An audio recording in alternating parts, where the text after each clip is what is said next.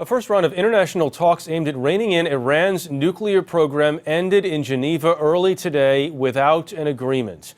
Secretary of State John Kerry defended the effort to reach a deal with Iran, while also telling Israel and others that the U.S. is not letting its guard down. We are not blind, and I don't think we're stupid. I think we have a pretty strong sense of how to measure whether or not we are acting in the interests of our country and of the globe, and particularly of our allies like Israel and Gulf states and others in the region. Israeli Prime Minister Benjamin Netanyahu this morning repeated his country's strong opposition to the proposed deal with Iran, while insisting that the U.S. and Israel are on the same page overall. The President and I share the goal of making sure that Iran doesn't have nuclear weapons. I think where we might have a difference of opinion is on how to prevent it. Elizabeth Palmer was at the talks in Geneva. She is back in London now. Liz, first off, how are Netanyahu's comments impacting this process?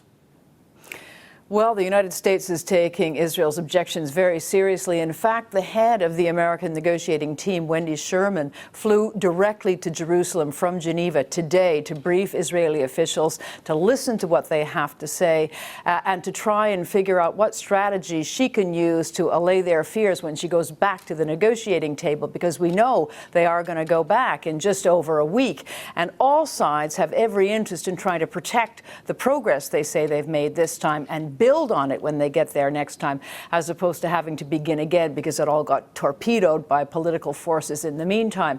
And that goes for the Iranians as well, because they are having to return to Tehran empty-handed. This reformist negotiating team under a new reformist president, and the hardliners in Iran are going to be saying, you see, empty-handed. It's proof it was pointless to start negotiating with those Americans in the first place. Liz, it does seem like they were close, very close this time. What happened at the end for the talks to fall apart?